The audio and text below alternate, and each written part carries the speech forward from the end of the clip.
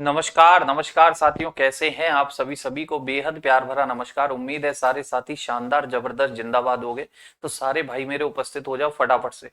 कल हमने केंद्र राज्य संबंधों का मूक लगा करके उसकी बातों को खत्म कर दिया है। शायद से एक क्लास की डीपीपी बची है, उसको भी मैं लगवा दूंगा, आज ही लगवा दूंगा, परेशान मत होना। एक क्लास की लास्ट वाली में डीपीपी नहीं पड़ी है, वो मैंने देखा था अभी। ठीक है, उस क्लास की डीपीपी हम लगवा देंगे आपके लिए। ठीक, तो परेशान होने की जरूरत नहीं है, सारे के सारे साथी उपस्थित हो जाएं। और कल मैंने बोला भी था कि इमरजेंसी प्रोविजन पर हम लोग बात करेंगे मेरे साथियों। याद है आप लोगों को, मैंने कहा था कि इमरजेंसी प्रोविजन आपातकालीन प्रावधानों पर हमारी बात होगी। और अगर कोई बच्चा नया होगा तो वो ये कह रहा होगा कि मास्टर इमरजेंसी प्रोविजन पे ही पहुंच गया, अंत कराने वाला है क्या क्लास का। अरे बच्चे, अंत नहीं, हम लगातार ना पढ़ के हम टॉपिकों को रिलेट करते हुए पढ़ रहे हैं। रिलेट करते हुए पढ़ रहे हैं, ये आपको पता है। तो रिलेशन बनाते हुए मैं पढ़ रहा हूं। अब रिलेशन चलेगा किससे? इमरजेंसी प्रोविजनों से। तो आपातकालीन प्रावधान की बातें आपसे करने आया हूं। सारे साथियों को बेहद प्यार भरा नमस्कार, स्वागत है आपका आपकी अपनी क्लास संविधान मूल विधि वाली में। और संविधान की बातें हमारी चल रही हैं, काफी बातें हम देख चुके हैं। ठीक, आप अगर क्वेश्चन लगाते हैं तो आपको फील भी होगा, आप अपने साथियों से अगर बातचीत करते हैं तो आप खुद फील करते होगे कि आपका लेवल कहां पर है और आपके उन साथियों का लेवल कहां पर है। ठीक, आपका अगर यहाँ है तो उनका लेवल यहाँ पड़ा होगा। आप चाहो तो उनसे बातचीत, उनसे डिबेट करके आप देख सकते हैं कि वो कहाँ है, आप कहाँ है। ठीक, तो इमरजेंसी प्रोविजनों पर चर्चा हमें करनी है। इमरजेंसी जो प्रोविजन है वो आपके कॉन्स्टिट्यूशन के किस पार्ट में मिलते हैं मेरे बच्चे? सर, पार्ट नंबर 18 में मिलेंगे, भाग नंबर 18 में मिलेंगे। कहाँ मिलेंगे? भाग नंबर 18 में मिलेंगे सर। और कौन से आर्टिकलों में मिलेंगे? कौन से आर्टिकलों में मिलेंगे मेरे बच्चे? तो आर्टिकल आपको यहाँ मिलने वाले हैं। आर्टिकल आपको यहां मिलने वाले हैं 352 से लेकर के 360 तक। 352 से लेकर के 360 तक ये पार्ट नंबर 18 होता है। कोई दिक्कत समस्या परेशानी किसी भाई को नहीं है? जनार्दन, उमेश साहू, विपिन, सुनील, आलोक कुमार, आरपी सिंह। ठीक है, सुनील कुमार कह रहे हैं पीईटी में सर आप क्या इकोनॉमी पढ़ा रहे हैं? नहीं बच्चे, पॉलिटी पढ़ा रहा हूं मैं, इकोनॉमी नहीं पढ़ा रहा हूं पीईटी में। ठीक है, पॉलिटी पढ़ा रहा हूँ, उनमें कोई खास पॉलिटी नहीं, बच्चों वाली पॉलिटी है। उस वहां तो मैं ऐसे ही पढ़ा रहा हूँ जैसे शुरुआत से पढ़ते चलते हैं ना, कि हाँ भाई संविधान क्या होता है, फिर संविधान सभा बनवा दो, फिर आपको भाग वन भाग दो भाग तीन ऐसे करके चल रहा है। बहुत बेसिक बेसिक बेसिक बेसिक, कोई खास नहीं। उन्हें ये वाली पॉलिटी देने का मतलब ही नहीं है। ठीक, उनके साथ अन्याय हो जाएगा। उनके एग्जाम में बिल्कुल बेसिक क्वेश्चन आने हैं। Good afternoon beauty Nishad, Rukhsar, Awadh. ठीक है, हाँ, मिलेंगे भाग नंबर 18 में। मिलेंगे सर, कौन से आर्टिकल में लेंगे? कौन से आर्टिकल ऑन में ले मतलब? अवश्य सिंह, समझ ही नहीं आ रही है आपकी बात। Jamal Ahmed, good afternoon. पप्पू चौहान, प्रमोद चौहान। चलिए, बहुत बढ़िया। तो बच्चे, आपातकालीन प्रावधान जो है ये संविधान के किस भाग में है तो आपको मैंने बता दिया। अब इसकी शुरुआत में ही मैं एक क्वेश्चन लिखना चाहता हूं। एक क्या बल्कि दो क्वेश्चन लिखना चाहता हूं शुरुआत में, बिल्कुल बेसिक। आपकी पहले भी आप इसे पढ़े होगे, लेकिन आपने सब ऊपर ऊपर से पढ़ रखा होगा। याद कर लो, भागा डार है ये आपका आपातकालीन प्रावधान होता है, आर्टिकल 352, 356, 360, ये रटाए गए होंगे आपको। ये आपको पता है, ये रटाने वाली तो क्लास बिल्कुल नहीं है। क्वेश्चन से होगी शुरुआत। जैसे आपातकालीन आपातकालीन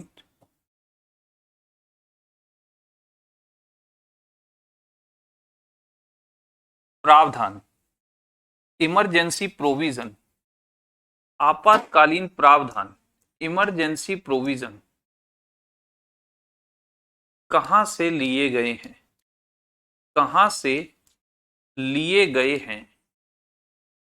कहां से लिए गए? आपातकालीन प्रावधान कहां से लिए गए हैं? ठीक है, आपातकालीन प्रावधान कहां से लिए गए हैं? ये पहला question, option A France, France. Option B Germany, Germany.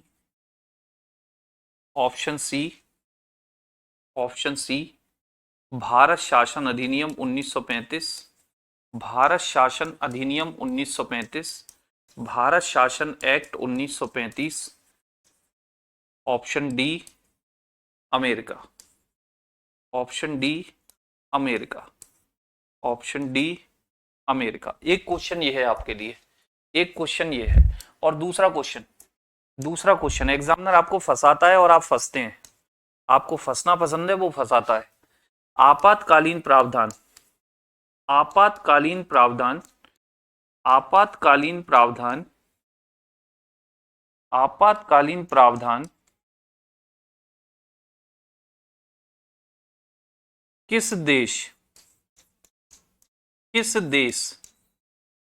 से लिए गए हैं, किस देश से लिए गए हैं? आपातकालीन प्रावधान किस देश से लिए गए हैं? ठीक है, आपातकालीन प्रावधान किस देश से लिए गए हैं? Option A France, option B USA, option C Germany, option C, या जर्मनी छोड़ो, ऑप्शन सी को देते हैं हम ब्रिटेन, और ऑप्शन डी दे रहा हूं बच्चे मैं आपको जर्मनी। दोनों क्वेश्चन का आंसर दीजिए मुझे, दोनों क्वेश्चन का आंसर दीजिए क्या है, लिख के दीजिए। ये क्वेश्चन नंबर 1 है, क्वेश्चन नंबर 1 का ये होगा सर, 2 का ये होगा, ऐसे लिखिए, 1 का ये, 2 का ये। ठीक है, ऐसे पता नहीं चल रहा आप कुछ कह रहे हैं कुछ कह रहे हैं। ठीक है, फटाफट से बताइए क्या होगा, क्योंकि आप यहाँ फंसते हैं, एग्जामिनर को फंसाने में मजा आता है। वो चाहता ही है, वो चाहता ही है कि मैं भाई बच्चों को फंसाऊं, वो तो यही चाहता है। बोलिए, ऐसे लिखिए। फर्स्ट का ये सर, वित्तीय आपात यूएसए से, आपात ओपन जर्मनी से। भाई कौन सी पॉलिटी पढ़ी थे ना, ये यूएसए बीच में कहां से आ गया वित्तीय आपात? भाई अभी हवा में ना उड़, मैं हमेशा कहता हूं आगे ना भाग, आगे ना भागो। आगे जो व्यक्ति बहुत ज्यादा तेजी से भागता है ना, वो ब्रेकर आने पे धड़ाम से गिर जाता है, धड़ाम से। पहले का बी लगा दो सर, और दूसरे का डी लगा दो सर, पहले का बी दूसरे का डी, क्या बात है मेरे भाइयों। सुनना, अब बड़ी प्यारी बात बताऊंगा मैं आपको। इस क्वेश्चन का आंसर, इस क्वेश्चनों को ऐसे ही लिखे रहने दो, और इससे पहले मैं आपको एक पॉइंट लिखाना चाहता हूं, इस पॉइंट को दिमाग में सेट कर लेना। यदि आपातकाल के समय,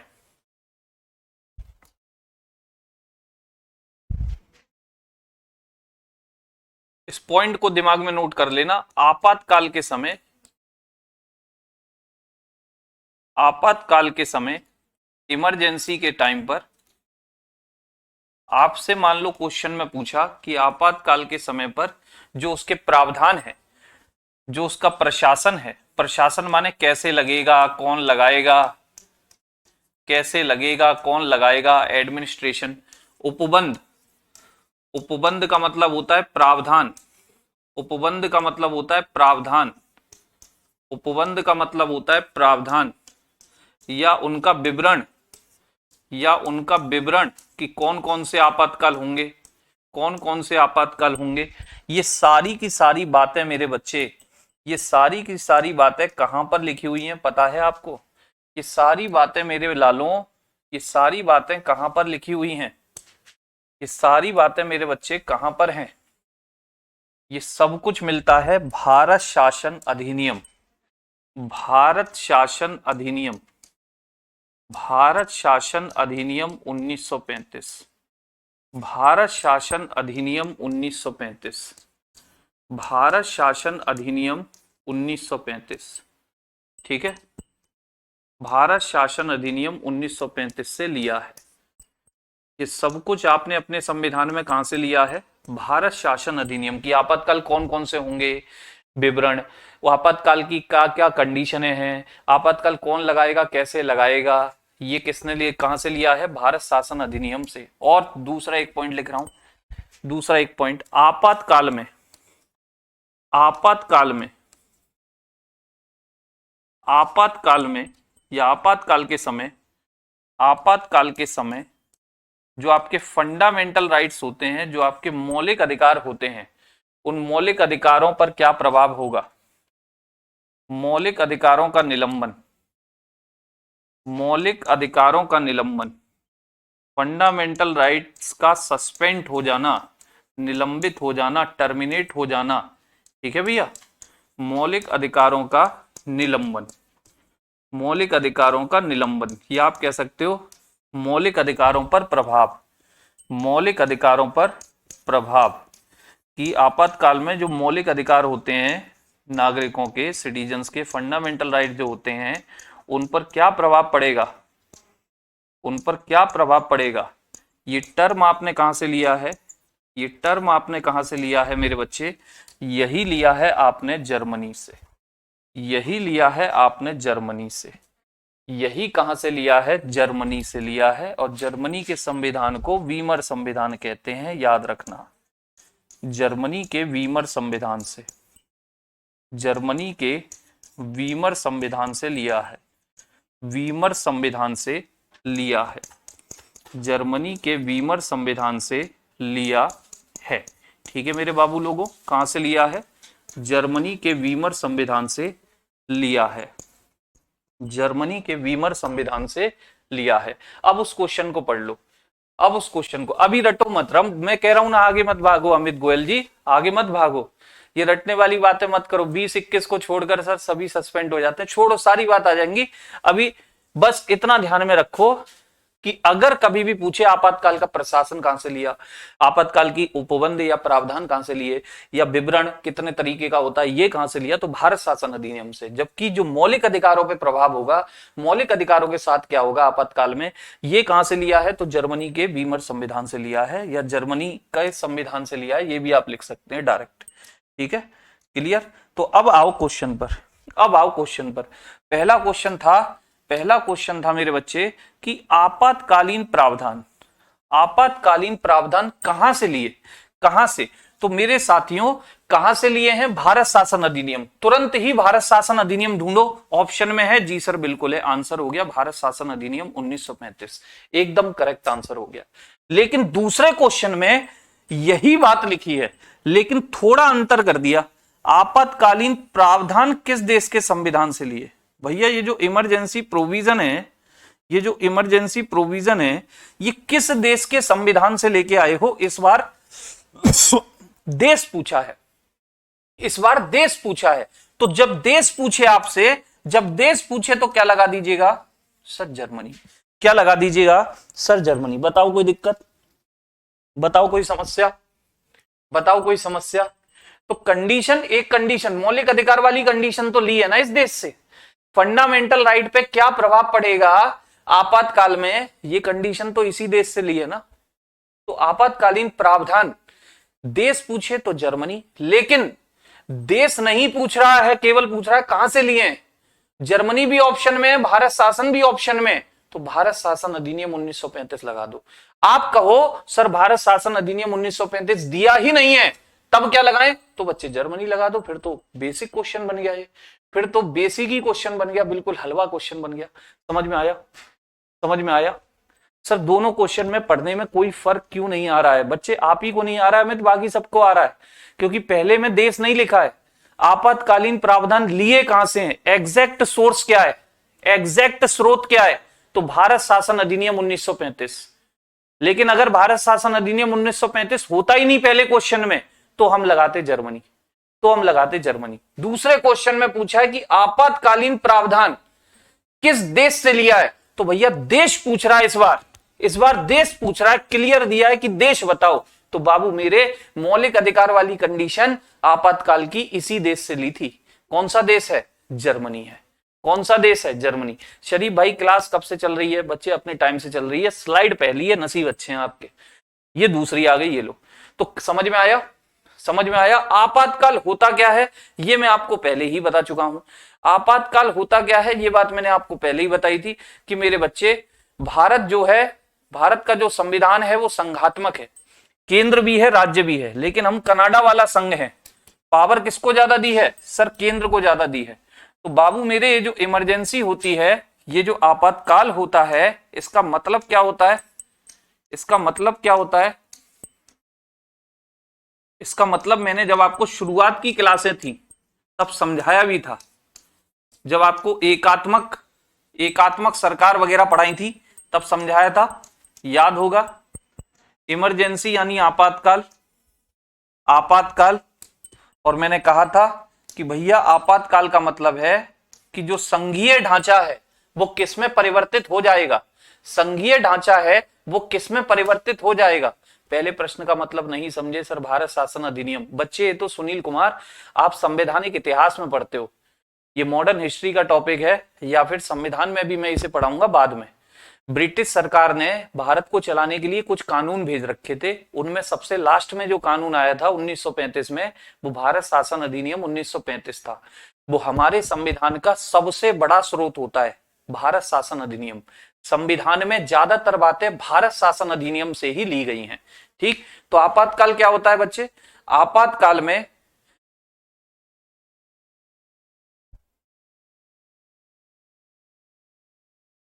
ठीक है, संघात्मक शासन व्यवस्था का, संघात्मक शासन व्यवस्था का, संघात्मक, भाई भारत का जो संविधान है कैसा है, पढ़ा है आपको संघात्मक, सुप्रीम कोर्ट ने कहा था। संघात्मक शासन व्यवस्था का, संघात्मक क्या होता है सर? केंद्र व राज्य दोनों काम कर रहे हैं, जी हां। संघात्मक शासन व्यवस्था का, संघात्मक शासन व्यवस्था का बिना संविधान संशोधन किए, संविधान में संशोधन की आवश्यकता नहीं है, बिना संविधान संशोधन किए, बिना संविधान संशोधन किए किसमें परिवर्तित हो जाना? बिना संविधान संशोधन किए, बिना संविधान संशोधन किए एकात्मक में परिवर्तित हो जाना। बिना संविधान संशोधन किए एकात्मक यानी कि यूनिटरी में चेंज हो जाना, एकात्मक में परिवर्तित हो जाना, एकात्मक में परिवर्तित हो जाना। आप इसी को क्या कहते हो? इसी को कहते हैं आपातकाल। ठीक है, इसी को कहते हैं आपातकाल, परिवर्तित हो जाना। और मैंने आपको सारी चीजें पढ़ा रखी हैं, तो एकदम क्रिस्टल क्लियर होना चाहिए कि सर संघात्मक का मतलब हो गया, संघात्मक का मतलब हो गया सर केंद्र और राज्य, केंद्र और राज्य, केंद्र और राज्य। ठीक, और जबकि एकात्मक का मतलब होता है केवल कौन सी सरकार? केवल केंद्र सरकार, केवल केंद्र सरकार। ठीक है, केवल केंद्र सरकार, केवल राष्ट्रीय सरकार। यानी कि जो राज्यों की पावर है वो किस में आ जाएं सर? वो केंद्र में आ जाएं। इसी को आप क्या कहते हैं सर? आपातकाल कहते हैं। इसी को क्या कहते हैं? आपातकाल कहते हैं। ठीक है सुनील कुमार, आपने कहा था आपातकाल जब पढ़ाएंगे तब बताएंगे। पहले प्रश्न का मतलब, हाँ तो बता तो रहा हूं, आपातकाल क्या पढ़ाएंगे, क्या बताएंगे ये तो बताओ। आ गया आपातकाल, लेकिन खत्म थोड़ी हो गया है, सारी चीजें पढ़ा दूंगा, परेशान होने की जरूरत ही नहीं है। अभी तो शुरू ही कर रहा हूं, शुरू ही कर रहा हूं मेरे भाई। कौन सी नींद से जाग करके अचानक उठ आया है? ठीक है, तो मैंने कहा जो संघात्मक शासन है यानी केंद्र व राज्य, उस व्यवस्था का बिना संविधान में बदलाव किए किस में बदल जाना? एकात्मक में। यानी राज्य की सारी पावर किस में आ जाना? केंद्र में आ जाना। यही आपातकाल है, यही आपातकाल है। ठीक है, यही आपातकाल है। क्लियर? अमित जी बार बार रिवीजन करेंगे, चीजें अपने आप आ जाती हैं, चीजें अपने आप आ जाती हैं। कोई ऊपर से सीख के नहीं आता, कोई माँ के पेट से सीख के नहीं आता, सब बाहर ही सीखे हैं सब कुछ। ठीक, अब एक क्वेश्चन आपके लिए और दे रहा हूं, अब एक क्वेश्चन आपके लिए और दे रहा हूं। देखता हूं आप लोगों में से बहुत सौ ने आपातकाल पढ़ा होगा, उन्हीं में ज्यादा परेशानी, दिक्कत, समस्या उन्हीं के पेट में ज्यादा होती है। ये लो, आपातकाल शब्द, आपातकाल शब्द, आपातकाल, ये जो पूरा शब्द है आपातकाल शब्द संविधान के, संविधान के, संविधान के किस आर्टिकल में, किस अनुच्छेद में है, किस अनुच्छेद में है? ठीक है, ऑप्शन नंबर पहला, ऑप्शन नंबर पहला कह रहा है भाई, या ए कह रहा है? ए लिख लो, ए लिख लो।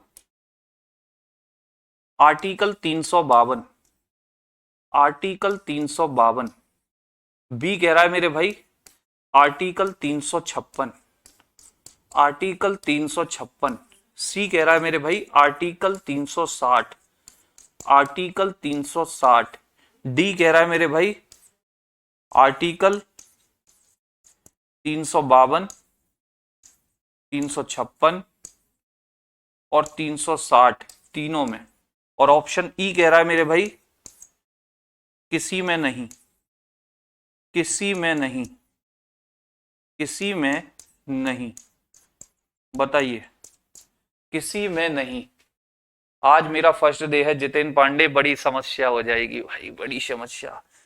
मोस्ट वेलकम जितेंद्र पांडे जी, और जितेंद्र पांडे जैसे जो भी भाई हो यहाँ पर, सभी का मोस्ट मोस्ट वेलकम है। लेकिन मेरे बाबू, मेरी क्लास को कृपया करके इस संविधान पॉलिटी के अंदर जो पहली क्लास है वहां से देखना प्रारंभ करोगे ना, तब चीजें क्रिस्टल क्लियर होती चली जाएंगी पानी की तरह। नहीं तो दिक्कत आएगी।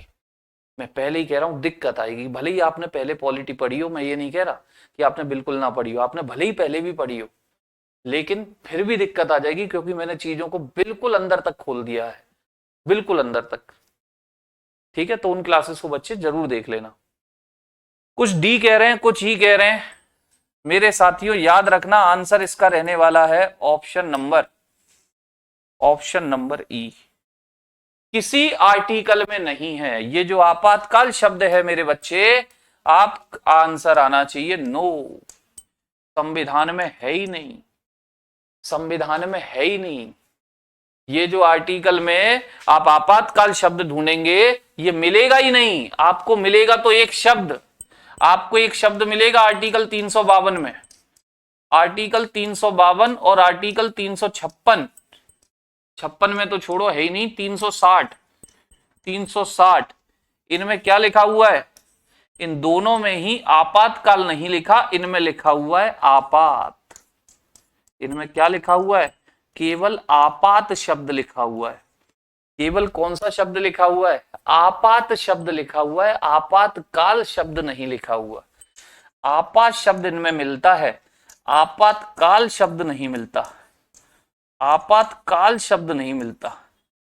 वो तो आपने मतलब निकाल लिया है कि हाँ भाई बात एक ही है। जैसे मैं कहूं मेरा नाम जितेश है, मेरा नाम जितेश है, अब मेरी हाई स्कूल, इंटर और ग्रेजुएशन की मार्कशीट में मेरा नाम जय है, जय। अब जो लोग मुझे जानते हैं वो तो कहेंगे जय और जितेश एक ही बात है भाई, यही आदमी है, यही है नालायक, ठीक है, यही है वो नालायक। लेकिन शब्द तो नहीं है ना। क्या मेरी मार्कशीट पे मेरा नाम जितेश लिखा है? नहीं लिखा। मेरी मार्कशीट पे मेरा नाम जितेश लिखा है? नहीं लिखा, जय लिखा है। तो भैया आपातकाल नहीं लिखा, क्या लिखा है? आपात लिखा है। आर्टिकल 352, 360 में, 356 में तो ये भी नहीं है, 356 में तो ये भी नहीं है। बताएं, इतनी बात क्लियर है? आगे बढ़े, इतनी बात क्लियर है मेरे बच्चे? आगे बढ़े, इतनी बात क्लियर है? चलें, अब ये जो आपातकालीन उपबंध हैं, ये कितने हैं? आपातकालीन उपबंध ये कितने हैं? आइए,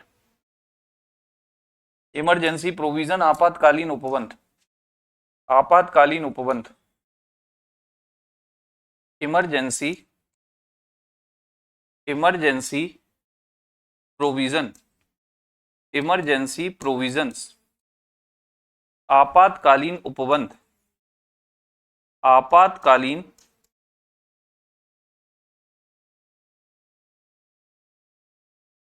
आपातकालीन उपबंध। अब ये कितने हैं मेरे बच्चे, ये आपातकालीन उपबंध? तो आप सभी जानते हैं कितने टाइप की इमरजेंसी होती है। कितने टाइप की इमरजेंसी बता रखी है आपके कॉन्स्टिट्यूशन में? सर 3 टाइप की बता रखी। कितने टाइप की बता रखी मेरे बाबू? सर 3 टाइप की बता रखी। कौन कौन सी बता रखी, देखने चलते हैं।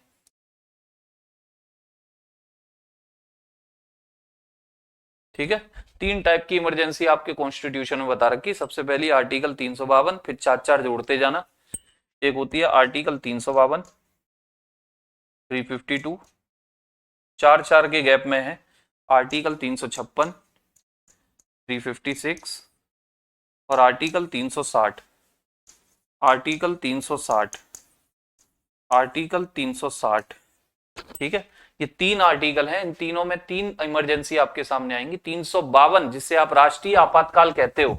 मैंने कहा ना मुझे जितेश कहते हो, लेकिन मेरा मार्कशीट पे नाम जय है, मेरा मार्कशीट पे नाम जय है। तो बच्चे ऐसे ही जिसे आप राष्ट्रीय आपातकाल कहते हो, उसे एक्चुअल में यहां किस नाम से जाना जाता है? उसे कहते हैं आपात की उद्घोषणा। क्या कहते हैं बाबू मेरे? आपात की उद्घोषणा। आपात की, आपात की उद्घोषणा, आपात की उद्घोषणा के नाम से इसे जाना जाता है। आपात की उद्घोषणा, proclamation of emergency, proclamation proclamation proclamation of emergency, proclamation of emergency इसको बोल देते हैं। ठीक है, इसी को आप बोलने लगे हैं राष्ट्रपति शासन, वो सॉरी राष्ट्रीय आपातकाल, नेशनल इमरजेंसी। ठीक, एक्चुअल में संविधान के अंदर यही शब्द लिखा है। 356 356 इसे कहते हैं संवैधानिक तंत्र की विफलता, संवैधानिक तंत्र की संवैधानिक तंत्र की संवैधानिक तंत्र की विफलता, संवैधानिक तंत्र की विफलता, failure of constitutional system, failure of constitutional system, failure of constitutional system, constitutional system, failure of constitutional system, इसी को आप कहते हो राष्ट्रपति शासन, प्रेसिडेंट रूल कहते हो, लेकिन संविधान के अंदर क्या है? संविधान के अंदर लिखा हुआ है संवैधानिक तंत्र की विफलता।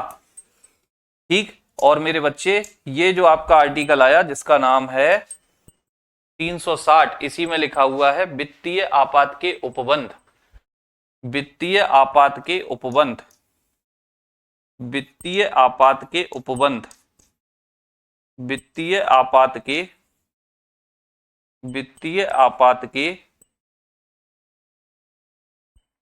उपबंध, वित्तीय आपात के उपबंध, provision of financial emergency, provision of financial emergency, financial emergency. तो मेरे बच्चे ये शब्दावली मिलती है आपके कॉन्स्टिट्यूशन के अंदर। इसे आप राष्ट्रपति शासन के नाम से आपने रट रखा होगा, इसे राष्ट्रीय आपातकाल के नाम से रट रखा होगा। असली नाम इनके ये हैं जो आपके डॉक्यूमेंट में लिखे हैं, जो आपके डॉक्यूमेंट में लिखे हैं। ठीक है, जैसे मेरा नाम जितेश जितेश जितेश, लेकिन बच्चे डॉक्यूमेंट में निकला जय, डॉक्यूमेंट में निकला जय। बोलो बात क्लियर है, समझ में आई? ठीक है, एक एक करके इन तीनों की बात करेंगे अपन, एक एक करके तीनों की बात की जाएगी। ठीक है साथियों, एक एक करके।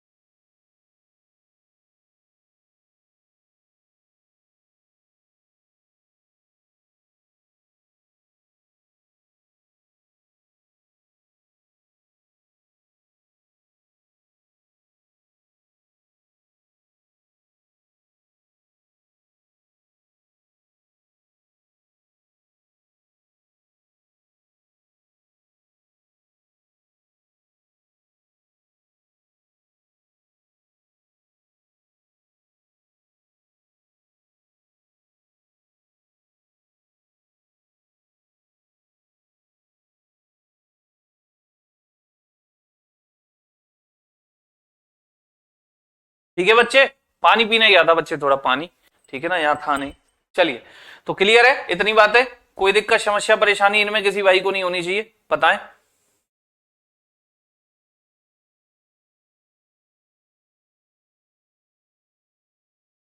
क्लियर है? चलिए बहुत अच्छे। अब बच्चे शुरुआत करते हैं आर्टिकल 352 से। आर्टिकल 352, आर्टिकल 352, आर्टिकल 352 मैंने कहा क्या कहते हैं इसको सर, इसी को कहते हैं आपात की उद्घोषणा, आपात की उद्घोषणा, प्रोक्लेमिनेशन ऑफ इमरजेंसी। आपात की उद्घोषणा बोले तो प्रोक्लेमिनेशन of emergency, proclamation of emergency मैं इसको बोलूंगा, आपात की उद्घोषणा, ठीक है, प्रोक्लेमिनेशन ऑफ,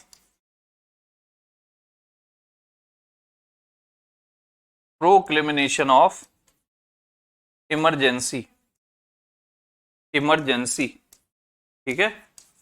इसी को आप क्या कहते हो बच्चे, इसी को आप कहते हो कौन सा आपातकाल सर, राष्ट्रीय आपातकाल। इसी को क्या कहते हैं, इसी का अन्य नाम है, ठीक है, इसी का अन्य नाम क्या होता है, इसी का अदर नेम क्या होता है, इसी का अदर नेम, इसी का अन्य नाम क्या होता है मेरे साथी, इसी का अन्य नाम होता है राष्ट्रीय आपातकाल। इसी का अन्य नाम मिलता है राष्ट्रीय आपातकाल, national emergency, national emergency, national emergency, national emergency, राष्ट्रीय आपातकाल, राष्ट्रीय आपातकाल, राष्ट्रीय आपातकाल, राष्ट्रीय आपातकाल, इसी का नाम मिलता है। और मेरे साथियों लेकिन संविधान में किस नाम से ही वर्णित है ये, संविधान में यही नाम मिलता है, संविधान में क्या ही नाम मिलता है। वीडियो रुक रहा है क्या साथियों, और भी बताएं, क्या साथियों और भी बताएं, वीडियो रुक रहा है क्या बच्चे, संविधान के अंदर यही नाम मिलता है, ये बात भी आप मेंशन कर लीजिएगा, संविधान में यही नाम मिलता है, संविधान में, संविधान में यही नाम मिलता है, संविधान में यही नाम, यही नाम मिलता है, संविधान में यही नाम मिलता है, संविधान में यही नाम मिलता है, याद रखें। तो ये है आपात की उद्घोषणा। अब साथियों जिसे इसी 352 को आप कहते हो नेशनल इमरजेंसी, इसको लगाता कौन है, इसकी घोषणा किसके द्वारा होती है। और आपको एक बात और बता दूं, इसमें 352 352 352 352 4 5 इनके चक्करों में मत पड़ना, आपको केवल कंसेप्ट ध्यान में रखना है। आपको ऑप्शन में 352 ही मिलेगा, आपको ऑप्शन में 352 ही मिलेगा, आपको 1 2 3 के चक्कर में नहीं पड़ना, आपको यहां से कंसेप्ट को याद करना है, यहां से कंसेप्ट को दिमाग में भरना है कि कंसेप्ट क्या कहता है, कंसेप्ट क्या कहता है। तो देखो बच्चे, ये जो आपात की उद्घोषणा है या नेशनल इमरजेंसी इसको बोलते हैं, इसका डिक्लेरेशन, इसकी घोषणा कौन करते हैं, इसकी घोषणा कौन करते हैं, डिक्लेरेशन बोले तो घोषणा।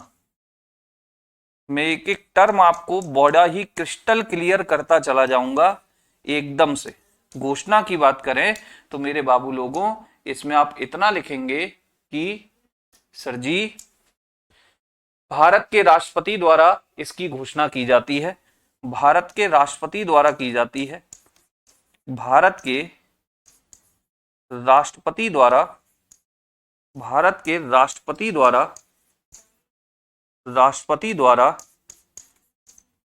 की जाती है। कौन करते हैं बाबू, आर्टिकल 352 की घोषणा कौन करते हैं, राष्ट्रपति करते हैं। लेकिन एक बात यहां से ऐड हो गई, एक बात, यहां बहुत सारे संविधान संशोधन आपको मिलेंगे, बहुत सारे। एक्चुअल में क्या था, ये वो दौर था जब इंदिरा गांधी सरकार थी, और इंदिरा गांधी को आयरन लेडी इसलिए कहा जाता है क्योंकि वो झुकती नहीं थी, झुकती नहीं थी। और हमारा संविधान कुछ इस प्रकार का संविधान है कि सरकार जैसा चाहे कानून बना सकती है, न्यायपालिका भी उसका रिव्यू करने का अधिकार रखती है। अगर रिव्यू में वो कानून गलत लगता है, लोगों के अगेंस्ट लगता है, उसका मोटिव खराब लगता है, तो वो उसे रद्द भी कर सकती है। संसद फिर से कानून बना सकती है, न्यायपालिका फिर उसे रद्द कर सकती है, संसद फिर बना सकती है, न्यायपालिका। तो ये नौटंकी वाला पॉइंट हमारे यहाँ मिलता है। तो ये दौर इसी चीज का था। इंदिरा गांधी बात बात पे संशोधन कर रही थी। इंदिरा गांधी ने बहुत सारी ऐसी चीजें हैं कि जो संविधान के अंदर ऐसी जोड़ी कि जिससे सरकार बहुत ताकतवर हो जाए, सरकार बहुत ताकतवर। लेकिन सुप्रीम कोर्ट ने उनको खत्म भी किया। और इतना ही नहीं, एक 38वां संविधान संशोधन आता है, एक 42वां संविधान संशोधन आता है। इससे सरकार को बहुत मजबूती मिली, बहुत मजबूती मिली। 38वां संविधान संशोधन 1975, 42वां संविधान संशोधन 1976, इनसे सरकार को बहुत मजबूती मिली। लेकिन 44वां जो संविधान संशोधन है, जो मोरारजी देसाई ने कराया, उसमें जो पॉइंट्स इंदिरा गांधी ने गलत जोड़े उनको हटाया, जिन पॉइंट्सों का इंदिरा गांधी ने मिसयूज किया उनको हटाया, या तो उनकी जगह कुछ और लिखवा दिया या उन्हें हटवाई दिया। तो मेरे साथियों, यहां पर एक खास पॉइंट जोड़ा गया था, बट लगा के इस पॉइंट को खास लिखना मेरे बच्चे, खास पॉइंट है बट। 44वें संविधान संशोधन 44th कॉन्स्टिट्यूशनल अमेंडमेंट 1978, 44वें संविधान संशोधन 1978 के द्वारा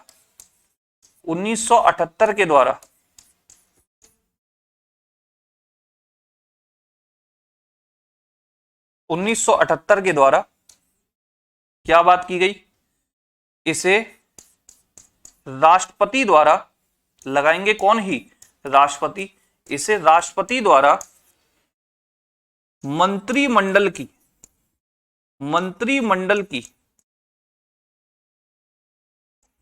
लिखित सिफारिश पर, मंत्रिमंडल की लिखित सिफारिश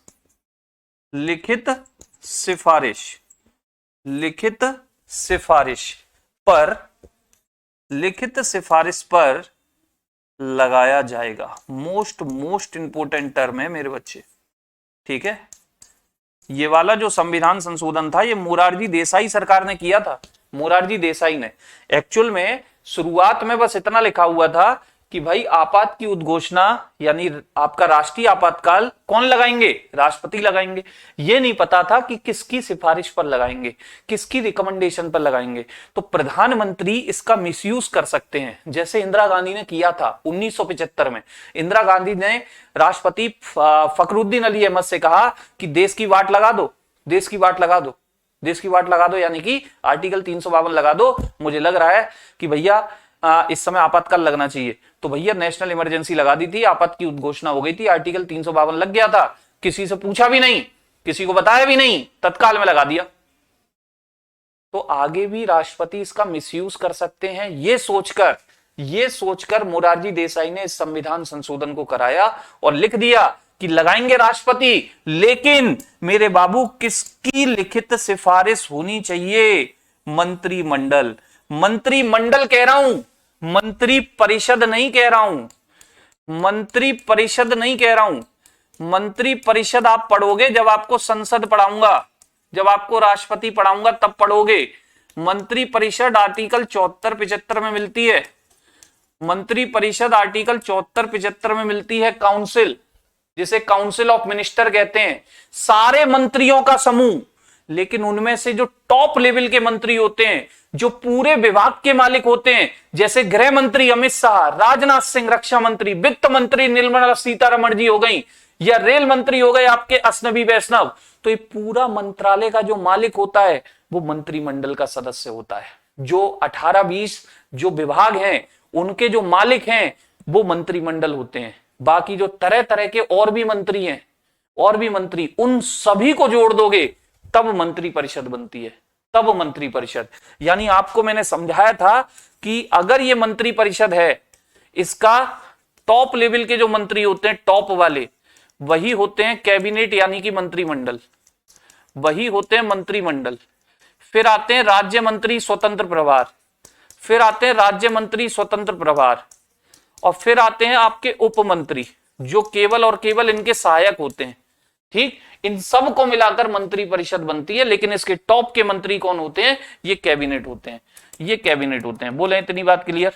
तो पूरा कैबिनेट जब मेरे बच्चे लिखित में कहेगा कि हाँ भाई प्रेसिडेंट जी लगा दीजिए आर्टिकल 352, आपात की उद्घोषणा कर दीजिए, तब जाकर के होगी आपात की उद्घोषणा। हाँ, एस जयशंकर विदेश मंत्री। तो मेरे साथियों पूरा मंत्रिमंडल। तो एक टर्म आपको यहां से भी पकड़ने को मिलेगा, एक प्यारा सा क्वेश्चन यहां से भी मिलेगा। मंत्रिमंडल शब्द को पकड़ो, मंत्रिमंडल शब्द को पकड़ो, क्वेश्चन मिल गए। ये जो मंत्रिमंडल शब्द है जिसे इंग्लिश में कहते हैं कैबिनेट, ये शब्द किस देश के संविधान से लिया है पूछा जाएगा, क्योंकि मंत्रिमंडल शब्द मेरे बच्चे मूल संविधान में था ही नहीं। पहले तो केवल मंत्री परिषद था, ये शब्द था ही नहीं, ये शब्द था ही नहीं। ये शब्द तो जोड़ा है। कब से जोड़ा है? इसी संविधान संशोधन से जोड़ा है। और इसी से जोड़ा है, किसके लिए जोड़ा है? आपातकाल के लिए जोड़ा है। यानी कौन से आर्टिकल में ही मिलेगा? 352 में। तो सारी बातें मैं क्रिस्टल क्लियर कर रहा हूं। मंत्रिमंडल शब्द याद रखना, ये शब्द मूल संविधान में नहीं था।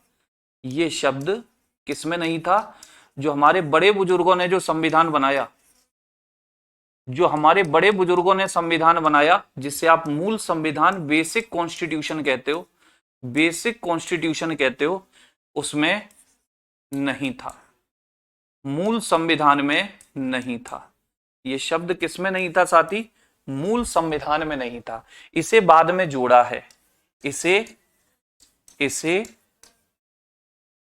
44वें 44th कॉन्स्टिट्यूशनल अमेंडमेंट, संविधान संशोधन 1978 द्वारा आर्टिकल 352 में जोड़ा गया। आर्टिकल 352 में जोड़ा गया।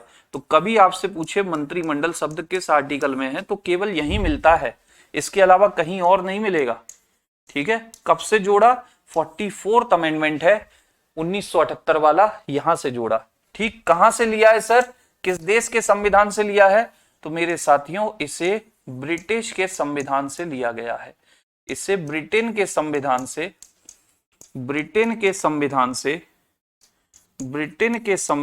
लिया गया है। ठीक है, तो ये आपका, ये जो पॉइंट बताया मैंने, एक एक बात क्लियर होती चली जाएगी, कोई दिक्कत समस्या नहीं आने दूंगा, ये वादा है। ठीक, बताएं यहां तक की बातों में कोई दिक्कत है तो बताएं। एक बात समझ में नहीं, समझ में अच्छा आ जाता है, चलिए बहुत बढ़िया, क्लियर है। यहां तक की बातों में किसी भाई को कोई समस्या आई हो अभी तक तो बताए। इतनी बातें क्लियर है, इतनी बातें क्लियर हैं। ठीक, अब राष्ट्रपति ये घोषणा करेंगे, लेकिन कब? अब ये भी तो बात आ गई कि सर राष्ट्रपति घोषणा करेंगे, लेकिन कब करेंगे? और ये आपातकाल लगाने का कारण क्या होगा? इस घोषणा का कारण क्या होगा? तो देखिए, आपात की उद्घोषणा का कारण, आपात की उद्घोषणा का कारण, ये जो आपात की उद्घोषणा हो रही है, यह राष्ट्रीय आपातकाल लग रहा है, ये जो राष्ट्रीय आपातकाल लग रहा है, ठीक है, आपात की उद्घोषणा यानी राष्ट्रीय आपातकाल, राष्ट्रीय आपातकाल, जिसे आप आर्टिकल 352 में पढ़ रहे हैं। ठीक, इसका कारण क्या है? क्यों जरूरत पड़ रही है इसकी? क्यों जरूरत पड़ रही है इसकी? क्यों जरूरत पड़ रही है आपात की उद्घोषणा का कारण? तो कारण बिल्कुल सिंपल सा है कि जब देश की एकता, अखंडता, संप्रभुता या देश हित की सुरक्षा, देश की एकता, देश की एकता, देश की एकता, अखंडता,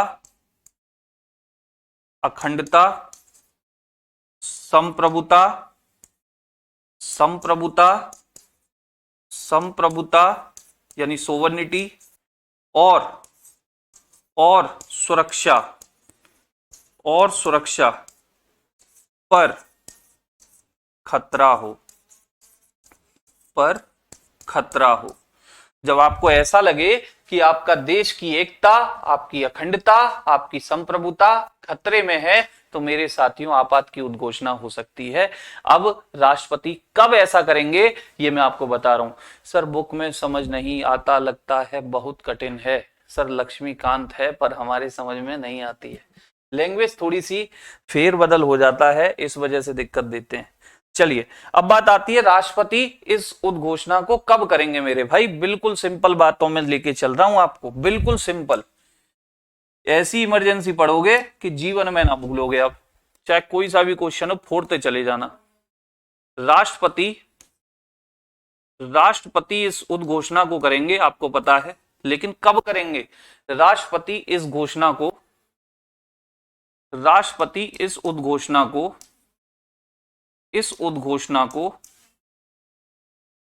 राष्ट्रपति इस उद्घोषणा को इस उद्घोषणा को तीन कंडीशनों में तीन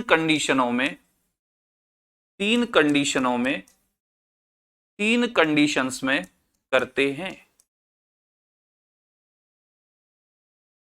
ठीक है, तीन कंडीशंस में करते हैं। तीन कंडीशन कौन कौन सी?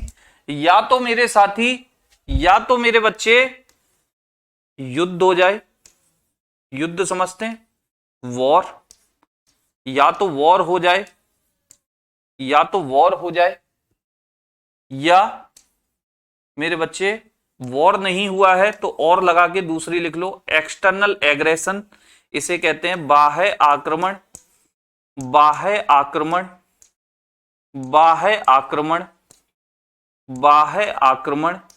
एक्सटर्नल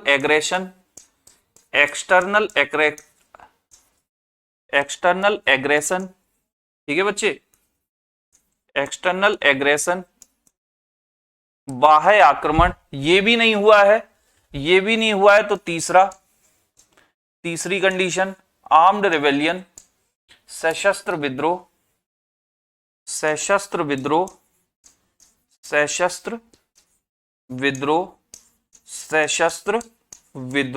बोले तो आर्म्ड रेबेलियन।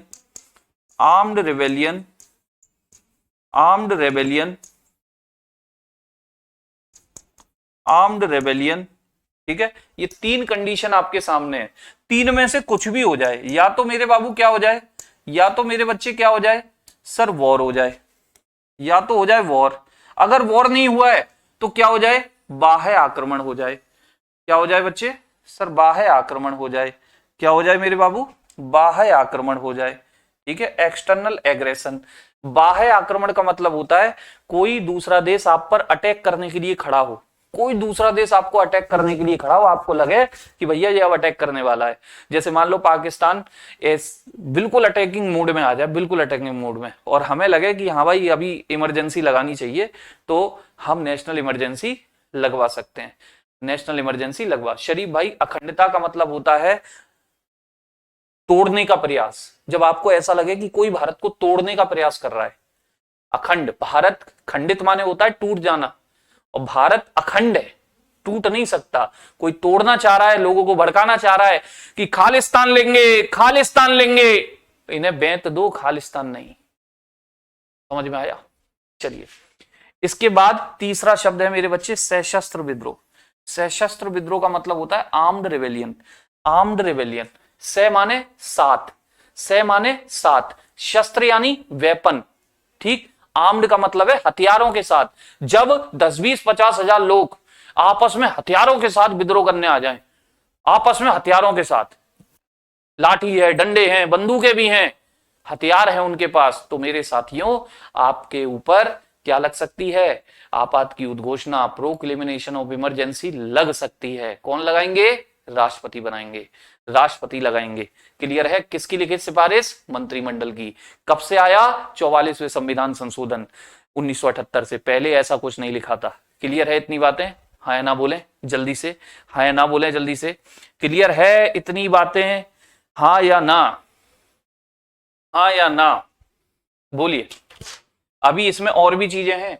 इन तीनों में से एक शब्द ऐसा है जो मूल संविधान में नहीं था, उसे बाद में जोड़ा गया और किसी दूसरे शब्द के स्थान पर जोड़ा गया, किसी दूसरे शब्द के स्थान पर। क्यों? क्योंकि भैया जिस शब्द को हमने हटाया है उसका मिसयूज हो सकता था, और इंदिरा गांधी ने उसका मिसयूज किया। उसे आंतरिक अशांति यानी इंटरनल डिस्टरबेंस कहते थे। कोई अशांति नहीं थी, इंदिरा गांधी के मन में अशांति थी। दुनिया इतिहास जानती है कि प्रोफेसर राज नारायण को बेईमानी से हराया था उसने चुनाव में चीटिंग करके। जब हाई कोर्ट ने डिसीजन दिया कि इंदिरा गांधी आपकी सदस्यता रद्द की जाती है, आगे आप 6 साल के लिए चुनाव नहीं लड़ सकती हो, तो इंदिरा गांधी ने देश पर निकाल दिया गुस्सा। देश पर अपने मन की अशांति के चक्कर में पूरे देश को गर्त में डाल दिया उस लेडीज ने। ऐसी आयरन लेडी थी वो, यानी कि झुकती नहीं थी, चाहे सही हो या गलत। गलत जगह झुकना भी नहीं चाहिए, लेकिन सही जगह भी नहीं झुकती थी। चलिए खैर, इससे आगे की बातें मैं कल करूंगा, यहीं से कंटिन्यू करूंगा। इतना पढ़ के दिमाग में सेट होगा एकदम से, और एक एक चीज सेट होती जाएगी, ये वादा है। कल मिलता हूं, आज के लिए इतना ही। सभी को नमस्कार, जय हिंद, जय भारत।